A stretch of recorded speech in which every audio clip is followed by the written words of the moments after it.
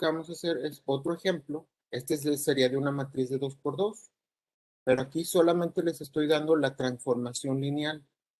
No nos están dando la matriz. Les digo, esta es una transformación lineal que se conoce como una reflexión, ¿sí? Y este es el resultado. Tengo un vector y se obtiene este vector, ¿sí? Quiere decir que esto nos refleja los vectores con coordenadas en X positivas o coordenadas en el eje X, les cambia el signo en el eje X, ¿sí? A ese se le llama reflexión, ¿sí? Pero con respecto al eje X, ¿sí? Entonces, esta matriz, ¿cómo se representaría con una matriz de transformación elemental? O sea, ¿qué matriz de 2 por 2 tendrían ustedes que poner aquí para que dé este resultado? Si quieren simplemente cambiar el signo del primer renglón. Entonces vamos a ir haciendo esa matriz. Entonces tengo aquí y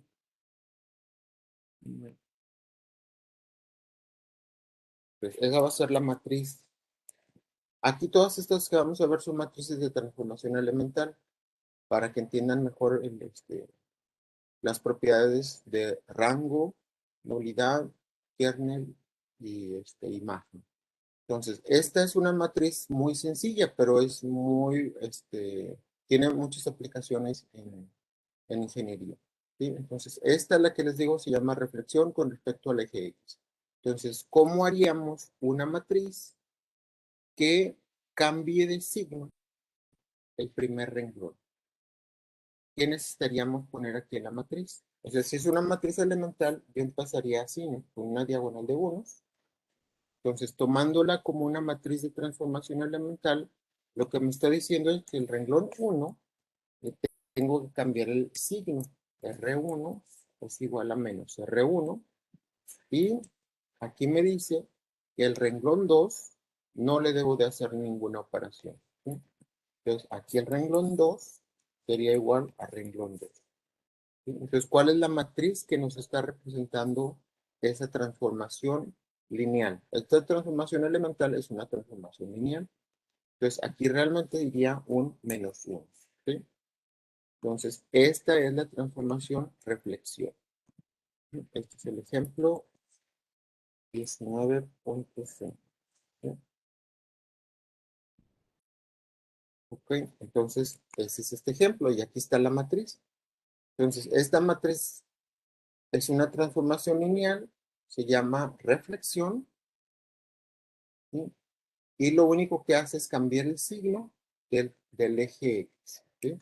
Vamos a ver cómo funciona esta matriz, nada más para que vean cómo convierte los vectores que están en el eje X, los refleja con respecto al eje X, ¿sí? Entonces, para que entiendan mejor qué hace esa matriz. Entonces, el eje X, acuérdense que es el horizontal. Aquí es el eje X y este es el eje Y. Entonces, quiere decir que cuando les digo que es una reflexión con respecto al eje X, quiere decir que este eje es el espejo, ¿sí? Todo vector que yo dibuje aquí, esa matriz lo va a reflejar hacia abajo, ¿sí? Como si X fuera un espejo, como les decía. Entonces, aquí le puse este vector, que es 16,18. ¿Sí? Entonces, vamos a ponerlo acá en este. Es nada más un ejemplo para que vean cómo opera esta matriz, cómo funciona la matriz de no. Entonces, voy a usar esa misma matriz y un vector cualquiera. Y aquí le pusimos 16 y 8. ¿Sí? Y los voy a multiplicar, ¿sí? Por la derecha, como lo hemos hecho siempre para que haga estas operaciones. Pues vamos a hacerlo con MMOL. Lo pueden hacer también a mano, es muy sencillo. Lo único que hace es cambiar el signo, ¿sí? Del primer renglón y al segundo renglón no le hace nada, ¿sí? Entonces lo único que va a hacer es cambiar el signo del 16 y el 8 lo deja igual, ¿sí? Entonces aquí me quedaría 16 negativo, sería así, 16 negativo y 8, ¿sí? Aquí lo estaba yo tomando al revés, lo puse al revés, miren. Es una reflexión con respecto al eje Y, aquí lo puse al revés en las notas, ¿sí?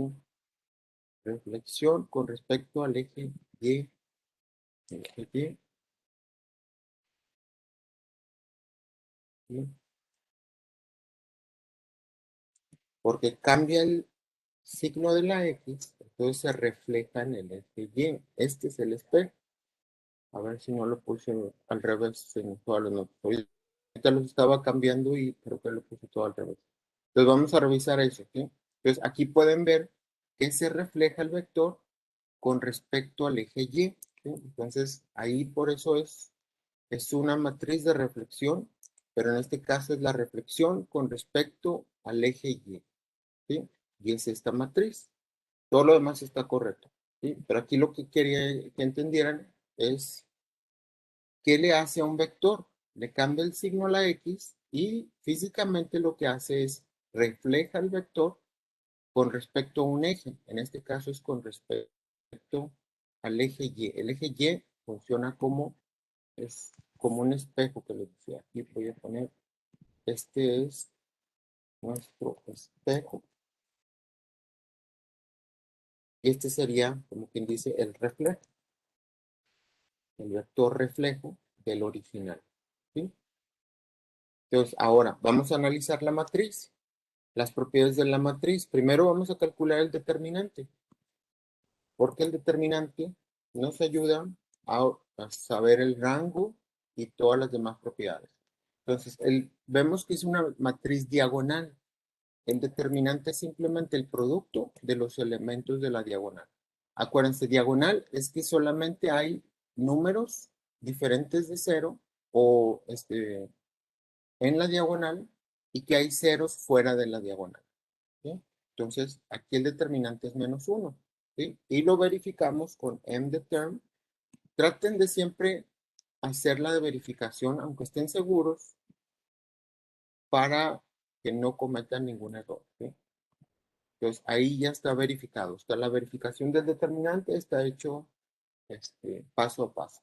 ¿Ok? Entonces, como el determinante es diferente de cero, sabemos automáticamente que el rango es 2, ¿sí? Porque esta matriz es de 2 por 2. 2 por 2, ¿sí? Dos renglones y dos columnas. Entonces, dado que el determinante no es cero, el rango, acuérdense, se puede poner rank de m es igual a 2 o se puede poner rho. La letra griega rho es igual a 2, ¿sí? Entonces, como el rango es 2, quiere decir que esta matriz, si la intentamos reducir por Gauss-Jordan o tratamos de hacer el kernel, se va a generar todo el espacio vectorial R2, ¿sí? Vamos a demostrarlo. Entonces, demostración de eso. Entonces, vamos a crear un sistema de ecuaciones homogéneas, ¿sí? Entonces, ¿cómo se hace eso? Voy a volver otra vez a crear aquí la matriz y luego ahora pongo aquí un vector de dos ceros. Este es el sistema de ecuación homogénea. Y luego voy a ir aplicando Gauss-Jordan con una matriz elemental E1 y lo que va a renglón 1, como si estuviéramos viendo Gauss-Jordan, ¿sí? Renglón 1, renglón 2. Estas le ponemos como si fueran incógnitas, coeficientes independientes todo cero y la diagonal de unos, ¿sí? Y ahora lo que tenemos que hacer es que se convierta esto en una diagonal de 1, ¿no? Pero ya tenemos la diagonal, ya es como si estuviéramos en el último paso. Entonces, lo único que sería es dividir entre los elementos de la diagonal. Pero como es -1, dividir o multiplicar entre -1 es lo mismo. Entonces, aquí la matriz elemental sería R1 es igual a menos R1 o R1 entre -1, nos da lo mismo, ¿sí? Entonces, aquí tendría que poner -1 igual aquí R2 igual a R2. No se hace ninguna operación, ¿sí? Entonces, este es un Gauss-Jordan muy pequeño porque ya tengo una diagonal, ya no hay pivotes, ¿sí? Ya tengo la diagonal. Y es lo que ustedes tienen que denotar que ya es diagonal, ¿sí? Y como les decía, ya nada más se tiene que despejar. Y aquí, pues, como lo único que nos queda es el signo, se cambia de signo. No hay que dividir entre ninguna constante. Entonces, aplicamos esa operación, la podemos hacer con mmult, o ustedes lo hacen a mano, o sea, nada más es cambiar el signo del primer renglón, y lo voy a hacer con mmult para que lo tengan ahí demostrado. Es la matriz elemental, coma, la matriz extendida, y aquí está, ¿sí? Ya me queda aquí la diagonal, sin signo, siempre que debe quedar la identidad, debe quedar sin signos, ¿sí? Y aquí están los coeficientes independientes, ¿sí? Y este es el resultado final. Entonces, aquí podemos ver que nos queda el vector I y el vector J. Son los vectores unitarios del, del, del resultado del Gauss-Jordan. Y cualquiera de estos, perdón, esto nos da la ecuación del kernel, ¿sí? El kernel que nos dice cuál es la solución. Esta es la solución. La solución nos dice que X es igual a 0 y Y es igual a 0. ¿Sí? ¿No? Y es igual a 0. Si ven, es el origen. Es un punto. Estos son, acuérdense, X y Y. Entonces, de aquí yo puedo decir que el span de las columnas de la matriz le podemos llamar B1 y B2 es igual a R2, ¿sí? Porque lo que obtuvimos son los vectores unitarios de la base canónica del espacio vectorial R2, que son los que habíamos visto en los espacios vectoriales. Son el I y el J, ¿sí? Son las coordenadas 1, 0 y 0, 1 que obtenemos aquí. 1, 0 y 0, 1, el vector I y el vector J. Entonces, por eso se genera todo el espacio R2. Y esto también se puede representar como la imagen de la matriz, ¿sí? Es igual a R2. Es lo mismo decir que el span de las columnas de la matriz es R2 o la imagen de la matriz es R2, ¿sí? Y luego la dimensión de esta imagen es lo que conocemos como el rango, ¿sí? Entonces está correcto. Si el espacio es el plano, es todo el plano, la dimensión debe ser 2. Está correcto. Ahora, el kernel. Esto lo hicimos también para el kernel. El kernel es esta solución, ¿sí? Entonces, esta solución es igual al kernel de la matriz, ¿sí? Y aquí lo que me dice es que es el origen. Entonces, aquí ponemos el kernel de la matriz es igual al vector 0, ¿sí? El origen, ¿sí? Vector origen, ¿sí? Esa sería la solución. Y como es un punto, ¿cuál es la nulidad? La nulidad es la dimensión del kernel. Y como es un punto, es 0, ¿sí? Entonces, debemos de verificar que la nulidad más el rango de 2, que es la dimensión de la matriz. Y si se cumple, ¿sí? Entonces, más nulidad más rho